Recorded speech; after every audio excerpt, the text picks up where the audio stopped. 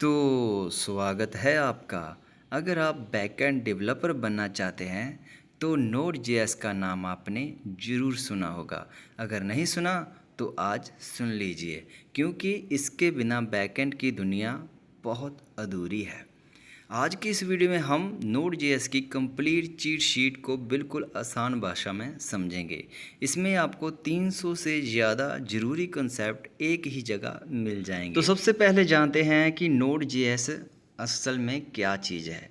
बहुत से लोग सोचते हैं कि ये एक प्रोग्रामिंग लैंग्वेज है, लेकिन ऐसा बिल्कुल नहीं है। जावा स्क्रिप्ट तो वही है, लेकिन नोड जेएस उसी जावा स्क्रिप्ट को ब्राउज़र के बाहर चलाने में मदद करता है।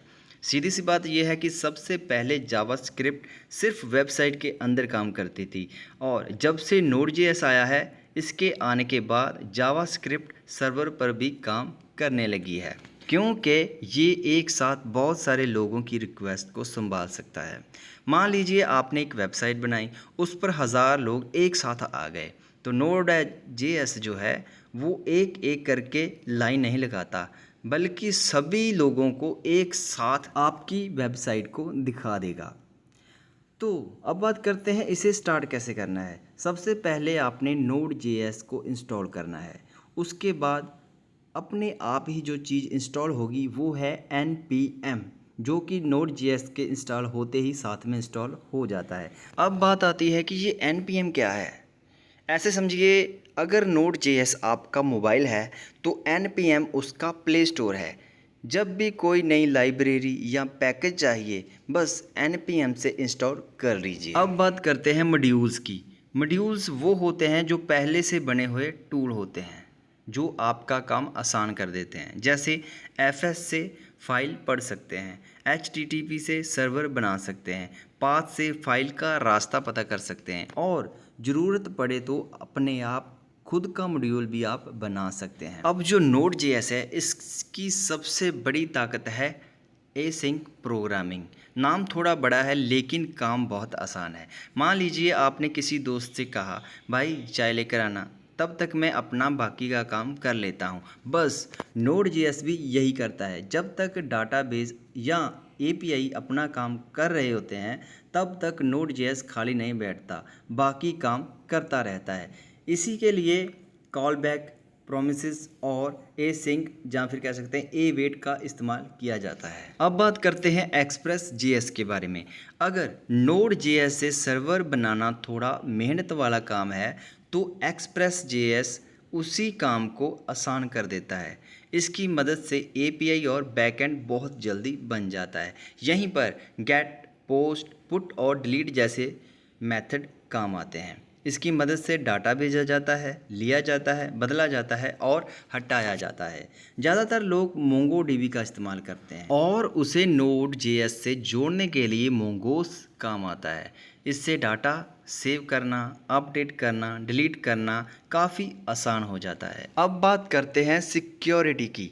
अगर आप लॉगिन सिस्टम बना रहे हैं तो पासवर्ड ऐसे सेव मत कर देना। उसके लिए bcrypt का इस्तेमाल होता है। यूज़र लॉगिन कराने के लिए JWT काम आता है। सेटिंग्स छुपाने के लिए .env, फाइल अपलोड के लिए मल्टर, और वेबसाइट को थोड़ा सुरक्षित बनाने के लिए हेलमेट और कोरस जैसे पैकेज इस्तेमाल किए जाते हैं। अगर आप रियल टाइम ऐप बनाना चाहते हो, जैसे कि चैट ऐप, तो shots.io बहुत काम आता है। और अगर बड़े प्रोजेक्ट हो जाएं, तो स्ट्रीम, क्लस्टर और वर्कर थ्रेड जैसी चीज़ें परफॉर्मेंस बढ़ाने में मदद करती हैं। अगर आपका प्रोजेक्ट तैयार हो गया है, उसके बाद आप उसे इंटरनेट पर डालना चाहते हैं, तो उसके लिए PM2, डॉकर और क्लाउड प्लेटफॉर्म का इस्तेमाल किया जाता है। एपीआई टेस्ट करने के लिए पोस्टमैन, कोडिंग के लिए VS कोड, डिबगिंग के लिए क्रोम डेव टूल्स, और कोड संभालने के लिए गिट सबसे ज़्यादा इस्तेमाल होता है। ये जो हमने चीट शीट बनाई है, इसमें आपको Node JS basic, modules, npm, Express JS, REST API, CRUD, MongoDB, authentication, JWT, security, development, useful packages, best practice और बहुत सी ज़रूरी चीज़ें एक ही जगह पर मिल जाएगी। इस वीडियो की मैं आखिरी बात यही कहना चाहता हूँ कि सिर्फ वीडियो देखकर नोड.जेएस नहीं सीखा जाएगा। आपको कोडिंग करनी पड़ेगी।